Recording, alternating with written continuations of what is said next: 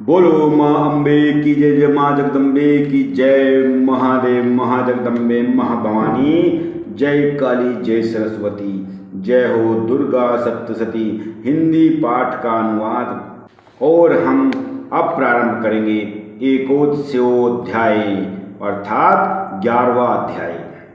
इस अध्याय में शुंभ निशुंभ के मारे जाने के बाद देवताओं के द्वारा जो देवी की स्तुति की गई, उस देवी की स्तुति के बारे में देवताओं का वर्णन यहाँ पर किया गया है। ओम। मैं भुवनेश्वरी देवी का ध्यान करता हूँ। उनके श्रीअंगों की आभा प्रभात काल के सूर्य के समान है और मस्तक पर चंद्रमा का मुकुट है। वे उभरे हुए स्तनों और 3 नेत्रों से युक्त हैं। उनके मुख पर मुस्कान की छटी छाई रहती है और हाथों में वरद अंकुश पाश एवं अभय मुद्रा शोभायमान पाते रहती है। ऋषि कहते हैं कि देवी के द्वारा महादैत्यपति शुंभ के मारे जाने पर इंद्र आदि देवता अग्नि को आगे करके उन कात्यायनी देवी की स्तुति करने लगे। उस समय अभिष्ट की प्राप्ति होने से मुख कमल दमक उठे थे और उनके प्रकाश से दिशाएं चारों दिशाओं में भी जगमगाहट हो उठी।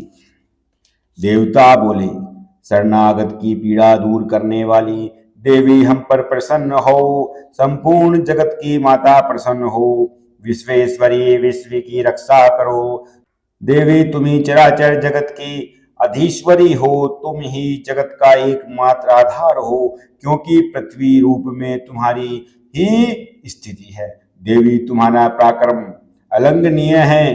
तुम ही जल रूप में स्थित होकर संपूर्ण जगत को तृप्त करती हो। तुम अनंत बल संपन्न वैष्णवी, इस विश्व की कारण भूता परामाया हो। देवी तुमने इस समस्त जगत को मोहित कर रखा है। तुम ही प्रसन्न होने पर इस पृथ्वी पर मोक्ष की प्राप्ति करती हो। देवी संपूर्ण विद्याएं तुम्हारे ही भिन्न भिन्न स्वरूप हैं। जगत में जितनी स्त्रियां हैं वे सब तुम्हारी ही मूर्तियां हैं। हे जगदम्बा, एकमात्र तुमने ही इस विश्व को व्याप्त कर रखा है। तुम्हारी स्तुति क्या हो सकती है। तुम तो स्वतन करने योग्य पदार्थों से परे एवं परावाणी हो। जब तुम सर्वस्वरूपा देवी स्वर्ग तथा मोक्ष प्रदान करने वाली हो, तब इसी रूप में तुम्हारी स्तुति हो गई। तुम्हारी स्तुति के लिए इससे अच्छी उक्तियां और क्या हो सकती हैं। बुद्धि स्वरूप से सब लोगों के हृदय में विराजमान रहने वाली तथा स्वर्ग एवं मोक्ष प्रदान करने वाली नारायणी देवी, तुम्हें हम प्रणाम करते हैं। कला काष्ठा आदि के रूप से क्रमशः परिणाम अवस्था परिवर्तन की ओर ले जाने वाली तथा विश्व का उपसंहार करने में समर्थ नारायणी, तुम्हें प्रणाम करते हैं। नारायणी, तुम सब प्रकार का मंगल प्रदान करने वाली मंगलमय हो, कल्याणदायिनी शिवा हो, सब पुरुषार्थों को सिद्ध करने वाली शरणागत वत्सला 3 नेत्रों वाली एवं गौरी हो। तुम्हें हम प्रणाम करते हैं। तुम सृष्टि पालन और सहाकार शक्ति भूता सनातनी देवी, गुणों का आधार तथा सर्वगुणमयी हो। नारायणी, हम तुम्हें प्रणाम करते हैं। शरण में आए हुए तीनों एवं पीड़ितों की रक्षा में संलग्न रहने वाली तथा सबकी पीड़ा दूर करने वाली नारायणी देवी, हम तुम्हें प्रणाम करते हैं। हे नारायणी, तुम ब्रह्माणी का रूप धारण करके हंसों से जूते एवं विमान पर बैठती तथा कुश मिश्रित जल छिड़कती रहती हो। तुम्हें हम प्रणाम करते हैं। हे महेश्वरी रूप से त्रिशूल चंद्रमा एवं सर्प को धारण करने वाली तथा महान वृषभ की पीठ पर बैठने वाली नारायणी देवी, हम तुमको प्रणाम करते हैं। महाशक्ति धारण करने वाली कौमारी रूप धारिणी निष्पापे नारायणी, हम तुम्हें प्रणाम करते हैं। हे नारायणी, शंख चक्र गदा और शंख धनुष रूप उत्तम आयुधों को धारण करने वाली वैष्णवी शक्ति रूपा नारायणी, तुम प्रसन्न हो। तुम्हें हम प्रणाम करते हैं। हाथों में भयानक महाचक्र लिए और दाढ़ों पर धरती को उठाए वारई रूप धारिणी कल्याणमयी नारायणी तुम्हें हम प्रणाम करते हैं।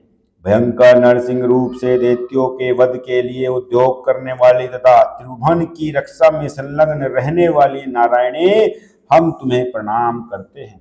मस्तक पर किरीट और हाथ में महावज्र धारण करने वाली सहस्त्र नेत्रों के कारण उद्दीप्त दिखाई देने वाली और वृतासुर के प्राणों का अपहरण करने वाली इंद्र शक्ति स्वरूपा नारायणी देवी हम तुम्हें प्रणाम करते हैं। शिव दूती रूप से दैत्यों की महती सेना का संहार करने वाली भयंकर रूप धारण तथा विकट गर्जना करने वाली नारायणी तुम प्रसन्न हो, हम तुम्हें प्रणाम करते हैं। दाढ़ों के कारण विकराल मुख वाली मुंडमाल से विभूषित मुंडमर्दिनी चामुंडा रूप नारायणी हम तुम्हें प्रणाम करते हैं। लक्ष्मी, लज्जा, महाविद्या, श्रद्धा, पुष्टि, श्रद्धा, ध्रुवा, महारात्रि तथा महाविधा रूप नारायणी हम तुम्हें प्रणाम करते हैं। मेधा, सरस्वती, व्रा, श्रेष्ठा, भूति, ऐश्वर्य रूपा वावरही, भूरे रंग की अथवा पार्वती, तामसी, महाकाली, नेता, संयम परायण तथा ईशा सब की अधीश्वरी रूपिणी नारायणी हम तुम्हें प्रणाम करते हैं। तुम पर हम पर प्रसन्न हो। सर्वविश्व रूपा सर्वेश्वरी तथा सब प्रकार की शक्तियों से संपन्न दिव्य रूपा दुर्गे देवी सब भयों से हमारी रक्षा करो, हम तुम्हें प्रणाम करते हैं। कात्यायनी, यह 3 लोचनों से विभूषित तुम्हारा सौम्य मुख सब प्रकार के प्रयासों से सब प्रकार के भयों से हमारी रक्षा करे, तुम्हें प्रणाम करते हैं। भद्रकाली, ज्वालाओं के कारण विकराल प्रतीत होने वाला अत्यंत भयंकर और समस्त असुरों का संहार करने वाला तुम्हारा त्रिशूल भय से हमें बचाए, हम तुम्हें प्रणाम करते हैं। देवी, जो अपनी ध्वनि से संपूर्ण जगत को व्याप्त करके दैत्यों के तेज नष्ट किए देता है, वह तुम्हारा घंटा हम लोगों की पापों से उसी प्रकार रक्षा करे जैसे माता अपने पुत्रों के बारे में कर्मों से रक्षा करती है। चंडी के तुम्हारे हाथों में सुशोभित खड़क जो असुरों के रक्त और चर्बी से चर्चित है, हमारा मंगल करे, हम तुम्हें प्रणाम करते हैं। हे देवी, तुम प्रसन्न होने पर सब रोगों को नष्ट कर देती हो और कुपित होने पर मनवांचित सभी कामनाओं का नाश कर देती हो। जो लोग तुम्हारी शरण में आ चुके हैं उन पर विपत्ति तो आती ही नहीं है। तुम्हारी शरण में गए हुए मनुष्य दूसरों को शरण देने वाले हो जाते हैं।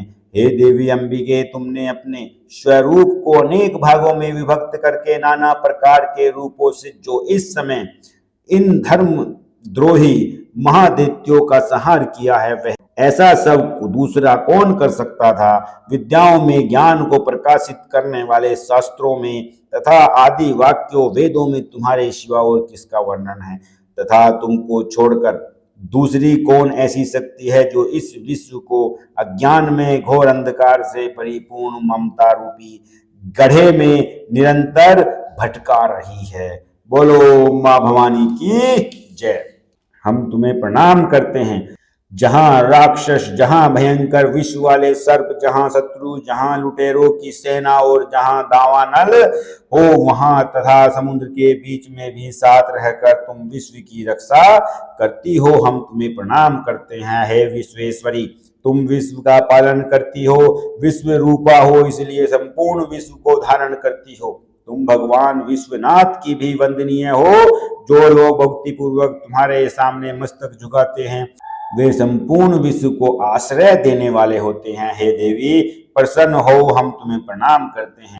जैसे इस समय असुरों का वध करके तुमने शीघ्र ही हमारी रक्षा की है, उसी प्रकार सदा हमें शत्रुओं के भय से बचाना।